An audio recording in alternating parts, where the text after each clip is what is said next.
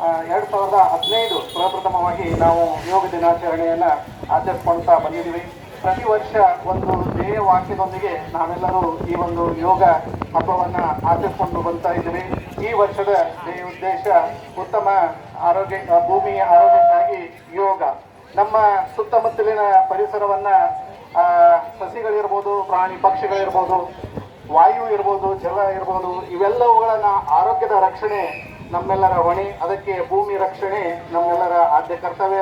ಜೊತೆಗೆ ನಮ್ಮ ಮಾನವ ಸಂಕುಲದ ಆರೋಗ್ಯವೂ ಕೂಡ ಅತ್ಯಮೂಲ್ಯ.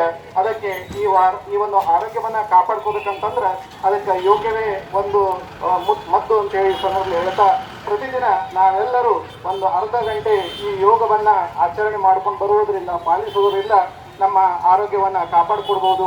ಇಂದಿನ ದಿನಮಾನಗಳಲ್ಲಿ ಒಂದು ಶಾಲೆಗೆ ಹೋಗುವ ಮಗುವಿಂದ ಹಿಡಿದು ವೃದ್ಧರೂ ಕೂಡ ಈ ಒಂದು ಸ್ಟ್ರೆಸ್, ಆಂಗ್ಸೈಟಿ, ಡಿಪ್ರೆಷನ್ ಅಂತ ಏನು ಹೇಳ್ತೀವಿ, ಇವುಗಳಿಂದ ಒಳಗಾಗ್ತಾ ಇದ್ದಾರೆ.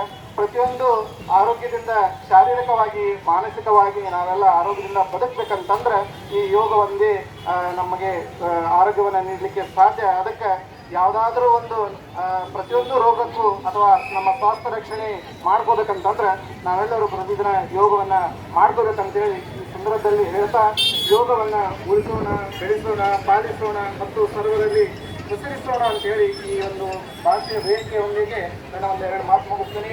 ಎಲ್ಲರಿಗೂ ಶುಭವನ್ನು ಹಾರೈಸುತ್ತಾ ಒಂದು ಸಾರಿ ಭಾರತ್ ಮಾತಾ ಕಿ, ಭಾರತ್ ಮಾತಾ ಕಿ, ಭಾರತ್ ಮಾತಾ ಕಿ. ನಮಸ್ತೆ. ರೋಣ ಆಯುರ್ವೇದ ಮಹಾವಿದ್ಯಾಲಯದ ಸನ್ಮಾನ್ಯ ಪ್ರಾಚಾರ್ಯರಾದ ಕೊಟ್ರಶೆಟ್ಟಿ ಸರ್ ಈ ಸಂದರ್ಭವನ್ನು ಕುರಿತು ಎರಡು ಮಾತನ್ನು ಹೇಳ್ಬೇಕಂತಂದು ಅವರಲ್ಲಿ ವಿನಂತಿಸ್ತೀನಿ.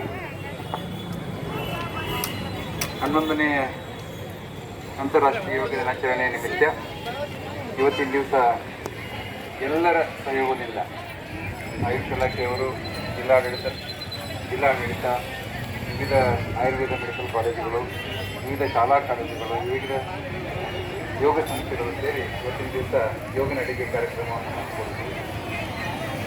ಇವತ್ತಿನ ದಿವಸ ಈ ಸಂದರ್ಭದಲ್ಲಿ ಈ ಕಾರ್ಯಕ್ರಮಕ್ಕೆ ಸಾಕ್ಷಿಯಾದಂಥ ಎಲ್ಲರಿಗೂ 11ನೇ ಅಂತಾರಾಷ್ಟ್ರೀಯ ಯೋಗ ದಿನಾಚರಣೆ ಶುಭಾಶಯಗಳನ್ನು ನೀಡುತ್ತಾ, ಯೋಗದಿಂದ ಶಾರೀರಿಕ ಆರೋಗ್ಯ, ಯೋಗದಿಂದ ಮಾನಸಿಕ ಆರೋಗ್ಯ, ಅದಲ್ಲದೆ ಯೋಗದಿಂದ ಆತ್ಮಶಕ್ತಿಯನ್ನು ಹೆಚ್ಚಿಸುವಂಥ ಕೆಲಸ ಆಗ್ತದೆ. ಈ ಯೋಗವನ್ನು ಸಾಕಷ್ಟು ದೇಶಗಳು ಇವತ್ತಿನ ದಿವಸ ಯೋಗವನ್ನು ಆಚರಿಸ್ತಾ, ಯೋಗವನ್ನು ಪ್ರಾಕ್ಟೀಸ್ ಮಾಡ್ತಾ ತಮ್ಮ ಆರೋಗ್ಯವನ್ನು ಕಂಡುಕೊಂಡಿದ್ದಾರೆ. ನಮ್ಮ ಭಾರತದ ಒಂದು ಅತ್ಯಮೂಲ್ಯ ಶ್ರೇಷ್ಠ ಕೊಡುಗೆ ವಿಶ್ವಕ್ಕೆ ಅಂದರೆ ಯೋಗ. ಇವತ್ತಿನ ದಿವಸ ನಾವುಗಳು ಕೇವಲ ಅಂತಾರಾಷ್ಟ್ರೀಯ ಯೋಗ ದಿನಾಚರಣೆಯಲ್ಲಿ ಜೂನ್ 21ರಂದು ಯೋಗವನ್ನು ಮಾಡದೆ, ಯೋಗವನ್ನು ಆಚರಿಸದೆ ಪ್ರತಿನಿತ್ಯ ಯೋಗವನ್ನು ಆಚರಿಸಿದರೆ ನೀವೆಲ್ಲ ಆರೋಗ್ಯವಾಗಿರ್ತೇವೆ. ಒಂದು ಸ್ವಸ್ಥ ಸಮಾಜವನ್ನು ಕಟ್ಟಲಿಕ್ಕೆ ನಾವು ಕಾರಣೀಕರ್ತರಾಗ್ತೇವೆ. ಈ ಸಂದರ್ಭದಲ್ಲಿ ನಾವು ಕೇಳ್ಕೊಳ್ಳೋದಂದರೆ, ಎಲ್ಲರೂ ಯೋಗದ ಪ್ರಚಾರ ಮತ್ತು ಪ್ರಸಾರದ ಮೂಲಕ ಪ್ರತಿ ಮನೆಯಲ್ಲೂ ಸಹಿತ ಯೋಗ ಆಚರಣೆ ಆಗಬೇಕು ಅಂತ ಹೇಳಿ ಹೇಳ್ತಾ, ಈ ಸಂದರ್ಭದಲ್ಲಿ ನನಗೆ ಅವಕಾಶ ಕೊಟ್ಟಂಥ ಜಿಲ್ಲಾ ಆಯುಷ್ ಇಲಾಖೆಗೆ ನಮಸ್ಕಾರ, ಧನ್ಯವಾದಗಳು.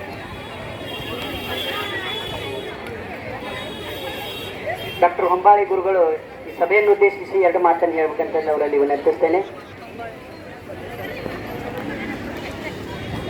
ಎಲ್ಲರಿಗೂ ನಮಸ್ಕಾರ.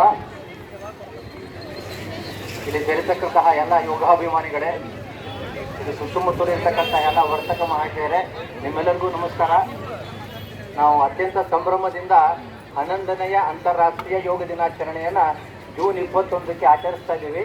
ಅದರ ಪೂರ್ವಭಾವಿಯಾಗಿ ಯೋಗ ನಡಿಗೆ ಕಾರ್ಯಕ್ರಮವನ್ನು ಅತ್ಯಂತ ಯಶಸ್ವಿಯಾಗಿ ನಡೆಸ್ಕೊಂಡು ಬರ್ತಾ ಇದ್ದೀವಿ. ನಿಮ್ಗೆಲ್ಲರಿಗೂ ಗೊತ್ತಿರಬೇಕು, ಈ ಸಲದ ಘೋಷವಾಕ್ಯ ಏನಿದೆ ಅಂತಂದರೆ, ಒಂದು ಭೂಮಿ, ಒಂದು ಆರೋಗ್ಯ, ಅದಕ್ಕಾಗಿ ಯೋಗ. ಬಹಳ ಮುಖ್ಯವಾಗಿದೆ. ಈ ಘೋಷಣೆ ಕೊಟ್ಟವರಿಗೆ ನಾವು ಅನಂತ ಧನ್ಯವಾದಗಳನ್ನು ಹೇಳಬೇಕು. ಯಾಕೆ ಅಂತಂದರೆ, ನಾವು ಬರೀ ಆರೋಗ್ಯವಾಗಿದ್ದರೆ ಸಾಕಾಗೋದಿಲ್ಲ. ನಮ್ಮ ಸುತ್ತಮುತ್ತಲಿನ ಪರಿಸರ, ಇಡೀ ಜೀವ ಸಂಕುಲ ಆರೋಗ್ಯವಾಗಿದ್ದಾಗ ಮಾತ್ರ ನಾವು ಸಂಭ್ರಮದಿಂದ, ಸಂತೋಷದಿಂದ, ಶಾಂತಿಯುತವಾಗಿ ಬದುಕಲಿಕ್ಕೆ ಅನುಕೂಲ ಆಗುತ್ತೆ. ನಿಮಗೆಲ್ಲ ಗೊತ್ತಿದೆ, ಕಳೆದ ಮೇ ತಿಂಗಳಲ್ಲಿ ಟೆಂಪ್ರೇಚರ್ ಎಷ್ಟು ಹೆಚ್ಚಿಗೆ ಆಗಿತ್ತು ಅಂತ ಹೇಳಿ. ಮೊನ್ನೆ ಭಾನುವಾರ ದೆಹಲಿಯಲ್ಲಿ ಟೆಂಪ್ರೇಚರು 50 ಡಿಗ್ರಿ ಸೆಂಟಿಗ್ರೇಡ್ ಇತ್ತು ಅಂತ ಹೇಳ್ತಾರೆ, ಕುದೀತಾ ಇತ್ತು ದೆಹಲಿ ಅಂತ ಹೇಳಿ. ಇದೆಲ್ಲ ಯಾಕಾಗ್ತಾ ಇದೆ ಅಂತಂದರೆ, ಪರಿಸರ ನಾಶವೇ ಇದಕ್ಕೆ ಮೂಲವಾಗಿ ಕಂಡು ಬರ್ತಾ ಇದೆ. ಭಗವಂತ ನಮಗೆ ಒಂದು ಆರೋಗ್ಯವನ್ನು ಕೊಟ್ಟಿರ್ತಾನೆ, ಹುಟ್ಟಿದಾಗ ಆರೋಗ್ಯವಂತರಾಗೆ ಹುಟ್ಟಿರ್ತೀವಿ. ಅದೇ ರೀತಿ ಒಂದೇ ಭೂಮಿ ಇದೆ, ನಮ್ಗೆ ಈ ಭೂಮಿ ಬಿಟ್ಟು ಬೇರೆ ಕಡೆ ಬದುಕಲಿಕ್ಕಾಗುತ್ತಾ? ಸಾಧ್ಯ ಇಲ್ಲ. ಈ ಭೂಮಿಯಲ್ಲೇ ಬದುಕಬೇಕು ನಾವು. ಹಾಗಾಗಿ ನಾವು ಮಾಡಬೇಕಾಗಿರ್ತಕ್ಕಂಥ ಕರ್ತವ್ಯ ಏನು ಅಂತಂದ್ರೆ, ಬರೀ ನಾನು ಯೋಗ ಮಾಡಿ ಆರೋಗ್ಯವಾಗಿರ್ತೀನಿ ಅಂದರೆ ಸಾಲದು. ನನ್ನ ಸುತ್ತಮುತ್ತಲಿನ ಪರಿಸರವನ್ನು, ಜೀವ ಸಂಕುಲವನ್ನು ಆರೋಗ್ಯವಾಗಿಟ್ಕೊಳ್ಳಿಕ್ಕೆ ಸದಾ ಪ್ರಯತ್ನವನ್ನು ಮಾಡ್ತಿರಬೇಕು. ಈ ನಿಟ್ಟಿನಲ್ಲಿ 3 ಅಂಶ ಜಾರಿಗೆ ಮಾಡಿಕೊಂಡು ಸಾಕಾಗುತ್ತೆ, ನಾವು ಬೇಕಾದಷ್ಟು ಅನುಕೂಲ ಮಾಡ್ಬೋದು. ಯಾಕಂದ್ರೆ ಇನ್ನೊಂದೇನಿದೆ, ಹರಿತ ಯೋಗ ಅಂತ ಕರೀತಾರೆ. ಹರಿತ ಅಂದರೆ ಎಲ್ಲಿ ಹಸಿರು ಕಾಡು ಅಂತ ಮಾಡಬೇಕು ಅನ್ನೋ ಮಾತನ್ನು ಹೇಳ್ತಿರ್ತಾರೆ. ದಯಮಾಡಿ ನಾವೆಲ್ಲ ಏನು ಮಾಡಬೇಕು, ಜೂನ್ 21 ಇದು ಕರೀತಕ್ಕಂತಹ ಎಲ್ಲ ಯೋಗ ಸಾಧಕರಿಗೆ, ಎಲ್ಲ ವರ್ತಕ ಮಹಾಶಯರಿಗೆ ನನ್ನ ವಿನಂತಿ ಏನಂತಂದರೆ, ಅವತ್ತು ಒಂದು ಗಿಡ ಹಾಕಿದೆ, ನಾವು ಒಂದು 5,000 ಮಂದಿ ಗಿಡ ಹಾಕಿದ್ರೆ 5,000 ಗಿಡಗಳು ಬರುತ್ತೆ. ಎಷ್ಟೋ ಕ್ಲೈಮ್ಯಾಟಿಕ್ ವೇರಿಯೇಷನ್ ಕಡಿಮೆ ಆಗುತ್ತೆ ನಮಗೆ. ಇದು ಬಹಳ ಮುಖ್ಯ. ಎರಡನೇದೇನು ಅಂತಂದರೆ, ಇಲ್ಲಿ ನೀರನ್ನು ಹಿತವಾಗಿ ಮಿತವಾಗಿ ಬಳಸಿ, ನೀರನ್ನು ವೇಸ್ಟ್ ಮಾಡಬೇಡಿ, ಎಷ್ಟು ಬೇಕು ಅಷ್ಟೇ ಉಪಯೋಗ ಮಾಡ್ಕೊತಾ ಹೋಗಿ. ಮೂರನೇದೇನು ಅಂತಂದರೆ, ಇಲ್ಲಿ ಪ್ಲಾಸ್ಟಿಕ್ ತ್ಯಾಜ್ಯವನ್ನು ಎಲ್ಲದರಲ್ಲೂ ಬಿಸಾಕ್ತೀರಿ. ಏನಾದರೂ ಖರೀದಿ ಮಾಡಲಿಕ್ಕೆ ಹೋಗಿದ್ದಾಗ ಒಂದು ಹತ್ತಿಯ ಚೀಲವನ್ನು ಇಟ್ಕೊಂಡು ಹೋಗಿರಿ, ಅದನ್ನು ಮತ್ತೆ ಉಪಯೋಗಿಸಿ ಮತ್ತೆ ಮರುಬಳಕೆ ಮಾಡ್ಕೊಂಡು ಹೋಗೋಕ್ಕಾಗುತ್ತೆ. ಪ್ಲಾಸ್ಟಿಕ್ ಎಷ್ಟು ಮಿತವಾಗಿ ಉಪಯೋಗ ಮಾಡ್ಕೊತೀರಿ ಅಷ್ಟು ಒಳ್ಳೆಯದು. ಯಾವ ಮಟ್ಟಿಗೆ ಪ್ಲಾಸ್ಟಿಕ್ ಅನಾಹುತ ಮಾಡ್ತಾ ಇದೆ ಅಂತಂದರೆ, ತಾಯಿಯ ಮೊಲೆಯ ಹಾಲಿನಲ್ಲಿಯೂ ಸಹ ಪ್ಲಾಸ್ಟಿಕ್ ಕಂಡು ಬರ್ತಾ ಇದೆ. ಅಂದರೆ ಹುಟ್ಟೋ ಮಗುವಿಗೆ ನಾವು ಇಲ್ಲಿಂದಲೇ ಪೊಲೀಸರು ಕೊಡ್ತಾ ಇದ್ದೀವಿ ಅಂತ ಹೇಳಿ. ಅದಕ್ಕೆ ನಮ್ಮ ಯೋಗದ ಜೊತೆಗೆ ಪರಿಸರವನ್ನು ಸಹ, ಜೀವ ಸಂಕುಲವನ್ನು ಸಹ ನಾವು ಚೆನ್ನಾಗಿ ಇಟ್ಕೊಂಡ್ವಿ ಅಂದರೆ ಮಾತ್ರ ಮನುಕುಲ ಉಳಿಲಿಕ್ಕೆ ಅನುಕೂಲ ಆಗುತ್ತೆ. ಭೂಮಿ ತಪೋಭೂಮಿ ಯೋಗ ಭೂಮಿ ಆಗುತ್ತೆ ಅನ್ನೋ ಮಾತನ್ನು ಹೇಳಿ, ಇದು ಸಿಕ್ಕಂಥ ಎಲ್ಲ ವರ್ತಕರಿಗೆ ಒಂದು ನಿವೇದನೆ ಮಾಡ್ಕೊತೀನಿ. ದಯಮಾಡಿ ನೀವೆಲ್ಲರೂ 21ನೇ ತಾರೀಕು ಸ್ಟೇಡಿಯಂನಲ್ಲಿ ಬೆಳಗ್ಗೆ 6:30ಕ್ಕೆ ಕಾರ್ಯಕ್ರಮ ನಡೆಯುತ್ತೆ. ಎಲ್ಲರೂ ಭಾಗವಹಿಸಬೇಕಾಗಿ ವಿನಂತಿ ಮಾಡ್ಕೊತೀನಿ. ಈ ಅವಕಾಶ ಕೊಟ್ಟು ಎಲ್ಲರಿಗೂ ನಾನು ಅನಂತ ನಮಸ್ಕಾರ ಹೇಳ್ತೇನೆ. ಥ್ಯಾಂಕ್ ಯು, ನಮಸ್ತೆ. ಧನ್ಯವಾದಗಳು ಸರ್. ಗದಗಿನ ಹಿರಿಯ ಯೋಗ ಗುರುಗಳಾದ ಯೋಗಾಚಾರ್ಯ ಸನ್ಮಾನ್ಯ ಶ್ರೀ ಕೆ ಪಲ್ಲೇದ್ ಗುರುಗಳು 2 ಮಾತನ್ನು ಹೇಳಬೇಕು.